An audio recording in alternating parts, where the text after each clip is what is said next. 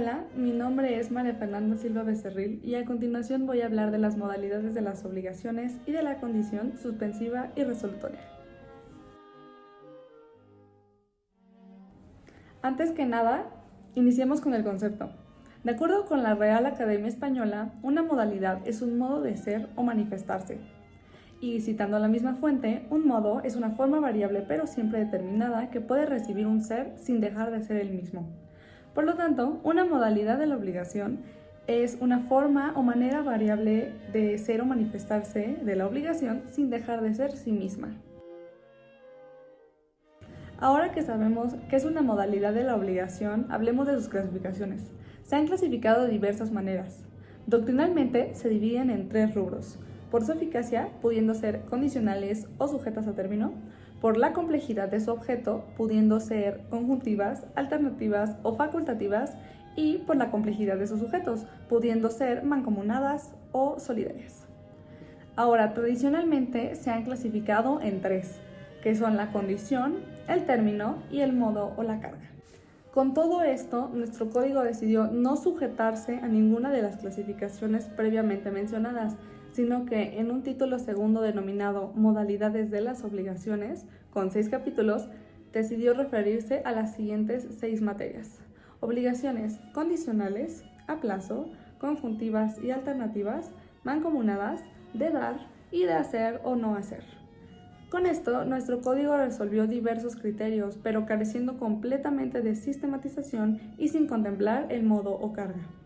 Ahora, cabe destacar que no todas las obligaciones están sujetas a alguna modalidad, sino que aquellas que no lo están son conocidas como obligación pura y simple.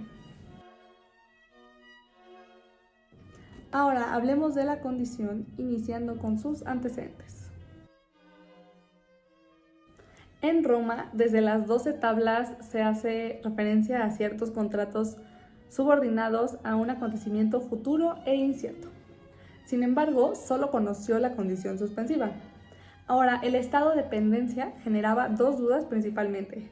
La primera, acerca de si existe algo jurídicamente, y se resolvió que lo pendiente no tiene existencia y no se puede exigir, y en caso de pagarse hay derecho de repetir. Ahora, la segunda duda es acerca de si, cumplida la condición, los efectos se retrotraen al celebrar el contrato o se presentan desde el cumplimiento de la condición. Y se llegó a la conclusión de la predominancia del carácter retroactivo del acontecimiento de la condición. En la Edad Media se desarrolló la condición suspensiva, considerando la retroactividad en cuanto a los efectos obligacionales una vez realizada la acción. En el Código de Napoleón se regularon las obligaciones condicionales, distinguiendo entre las suspensivas y las resolutorias. También los efectos en el Código de Napoleón se presentan una vez cumplida la condición, y la obligación no ha nacido sino hasta el cumplimiento. Después, el BGB estudiaba la condición respecto del negocio jurídico, al igual que el Código italiano. México, en el Código de 1884, siguió el modelo francés, contemplando los 2 tipos de condiciones, aunque sin ser claro acerca de los efectos de la condición suspensiva, pues suspende la existencia de una obligación hasta que se verifique o no el acontecimiento. Este código no contiene disposición acerca de la retroactividad del efecto, pero se cree que sí optó por ella de acuerdo con el maestro Borja Soriano. Sin embargo, el notario Paredes cree que se pudo haber referido más bien a la perfección del contrato. Nuestro código de 1928 reguló la condición ampliamente, de los artículos 1938 al 1952. Ahora, nuestro código no define la condición, sino la obligación condicional. Así que su definición legal sería aquella obligación cuya existencia o resolución dependen de un acontecimiento futuro e incierto. La condición es una fuerte herramienta del imperio de la voluntad y, doctrinalmente, es definida como la modalidad de las obligaciones que hace depender del nacimiento o la extinción de una obligación o cualquier efecto de un acto o negocio jurídico de la verificación de un acontecimiento futuro de realización incierta. Ahora que tenemos la definición, hablemos de los elementos que la componen. El acontecimiento futuro. El acontecimiento sobre el que verse la condición siempre tiene que ser futuro. aunque en el Código del 84 se podía versar sobre un hecho pasado mientras que éste fuera desconocido. Actualmente se le puede dar la vuelta a la ley diciendo que, al no conocerlo, se trataría de un suceso futuro en lugar de uno pasado, refiriéndose al conocimiento futuro del suceso pasado. El segundo elemento es la realización incierta, que quiere decir que el acontecimiento debe ser contingente. Algunos autores, como Fausto Rico, critican el término incierto, pero, siguiendo al notario Paredes, lo consideramos válido, pues hace alusión a lo no seguro, referido a la realización del acto. Lo incierto, como ya mencioné, es la realización del acontecimiento, no el momento en el que sucederá, siendo esta la principal diferencia entre el plazo y la condición. Entonces, si se sabe que el acontecimiento llegará aún sin conocer la fecha, se trata de un plazo. Si se conoce la fecha, pero no se sabe si sucederá el acontecimiento, se trata de una condición. Y si se desconoce que el acontecimiento llegará y también su fecha, también estamos hablando de una condición. El último elemento es la existencia o resolución de la obligación, y esto hace referencia a la principal clasificación de las obligaciones divididas en suspensiva y resolutoria, de las cuales hablaré a continuación. Iniciemos hablando de la condición suspensiva. Es aquella que hace depender del nacimiento de una obligación a la realización o no de un acontecimiento futuro. Legalmente es definida en el artículo 1939. Respecto al negocio jurídico o el contrato, suspende la eficacia del mismo, y es por ello que para llegar a ser eficaz depende de que se produzca el efecto jurídico querido. Respecto a su efecto, no existe durante el estado de pendencia la obligación sujeta a condición, pues no ha surtido efecto el contrato. Y respecto a esto han habido muchos debates y se generaron principalmente tres posturas, que son las siguientes. La primera postura es sobre las tesis que hacen depender de la realización de la condición la existencia misma de la voluntad y, consecuentemente, el nacimiento del negocio jurídico. Esta postura establece que mientras no se cumpla la condición, no existe el negocio. Sin embargo, no coincidimos, pues en un acto condicionado la voluntad ya se manifestó y el contrato es perfecto desde su celebración. La segunda postura es compuesta por las tesis que hacen depender de que se presente la condición, la exigibilidad de la obligación, y defienden que lo que se encuentra suspendido en realidad es la exigibilidad de la obligación. A continuación diré los argumentos que defienden aquellos que están en esta postura. Lo primero es que esto puede darse a entender por una imprecisión del lenguaje, pues en el artículo 1941 se establece que se retrotrae al tiempo en que la obligación fue formada. Pero con la palabra formada, algunos estudiosos creen que implica que ya ha nacido, cuando en realidad se refiere, citando a la Real Academia Española, dar forma a algo. Otro argumento surge de la palabra caduca, mencionado en el artículo 1946, el cual establece que caduca si pasa el término sin realizarse, pero más bien la palabra se utilizó en un sentido coloquial, refiriéndose a quedar sin efectos. Luego, en el artículo 1947 se establece que será exigible si pasa el tiempo sin verificarse. Sí es desconcertante el empleo del término, pero no está diciendo que exista, sino que será exigible. Por otro lado, el artículo 1948 hace referencia en sus supuestos al acreedor y al deudor, siendo esto tomado como prueba de que ya hay una obligación existente. Si concedemos este punto, llegaríamos a una antinomia entre lo que establece el artículo citado y los artículos 1938 y 1939. Para nosotros, en realidad, se trata de una forma de hablar del legislador, pues es más fácil usar dichos términos que aquel que eventualmente pueda resultar acreedor o deudor.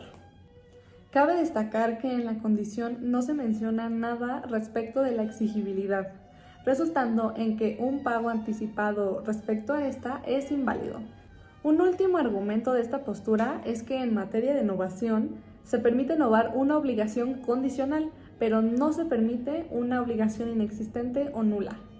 Sin embargo, recordemos que la condición es una herramienta del imperio de la voluntad, por lo que en el supuesto las partes acuerdan dos cosas. La primera es volver a la obligación pura y simple, y la segunda, posteriormente, novarla. Es por las razones previamente listadas que no consideramos que la tesis se sostenga, pues el hecho de que no se cumpla la condición no da lugar a una obligación similar a las naturales, sino que más bien no genera ninguna obligación. La tercera y última postura está compuesta por las tesis que hacen depender la existencia de la obligación al cumplimiento de la condición, y esta es la más lógica y la que compartimos, además de ser la que establece el legislador y es compatible con nuestro sistema. Es más claro y expreso lo señalado en el artículo 1938 al establecer que la condición es condicional cuando su existencia depende de un acontecimiento futuro e incierto, y en el 1939 que para este tipo de condiciones establece que de su cumplimiento depende la existencia de la obligación. Por lo tanto, un contrato sujeto a condición suspensiva es perfecto, su eficacia se encuentra suspendida y no es exigible, mientras que un contrato sujeto a términos suspensivos es perfecto, eficaz y no es exigible aún. Respecto del estado de incertidumbre o dependencia, pese a que aún no haya nacido la obligación, sí que existe una protección para las personas cuyo derecho se encuentra sujeto a condición. El artículo 1942 establece que, en tanto que la condición no se cumpla, el deudor debe abstenerse de todo acto que impida que la obligación pueda cumplirse, y el acreedor puede, antes de que la condición se cumpla, ejercitar todos los actos conservatorios de su derecho. Conforme a la ley, durante la pendencia se trata de un derecho diferente al condicionado, que es evitar hechos que impidan que la condición no se verifique. Entonces, se podría decir que hay dos derechos. Uno, consistente en la prestación de no hacer a cargo del eventual deudor, y otro, consistente en un derecho propio a ejercitar todos los actos conservatorios de su eventual derecho de parte del eventual acreedor. Sobre la cesación de incertidumbre, hasta en tanto la condición se cumple o en definitiva no pueda llegar a suceder, hay incertidumbre. Nuestro código apuesta por la retroactividad como regla general, pero si se pacta algo diverso o la naturaleza del contrato no lo permite, los efectos pueden referirse a otro momento. Sobre la retroactividad hay varias teorías que tratan de explicarla, diciendo que es por una ficción, por confirmación que se hace del derecho por el cumplimiento de la obligación o por la voluntad presunta de las partes. De acuerdo con el notario Paredes, creemos que nuestro código sí apostó por la retroactividad, como ya fue mencionado, considerando que sería por voluntad presunta de las partes. Tanto es así que es posible un pacto en contrario. Por otro lado, es posible que la condición no se cumpla y si esto pasa, no llegará a la obligación. En este caso, no estamos hablando de un supuesto de inexistencia, pues este fue perfecto desde la celebración, sino que decimos que fue ineficaz. Cambiemos de tema a la condición resolutoria. Es aquella que una vez cumplida resuelve la obligación, devolviendo en principio las cosas a su estado original. Legalmente es definida en el artículo 1940. Los efectos se dan y la obligación nace desde el perfeccionamiento del contrato como pura, pero si se da el cumplimiento de la obligación, desaparece.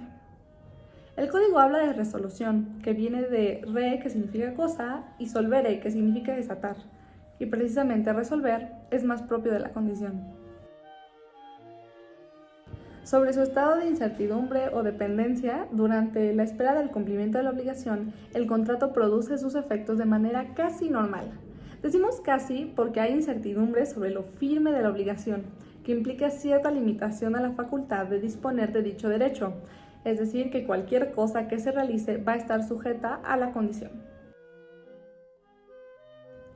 Sobre la cesación de la incertidumbre, cuando se cumple, el efecto es la resolución, es decir, que las cosas regresan al estado en el que se encontraban. La resolución podría no retrotraerse hasta el momento de la perfección del contrato, sino en otro momento. Y por regla general, los efectos de la resolución sean ex tunc, esto quiere decir antes de la celebración. Sin embargo, también se pueden dar ex nunc, que es desde la celebración en adelante. Esto fue todo de las modalidades de las obligaciones y la condición suspensiva y resolutoria. Muchas gracias por ver el video.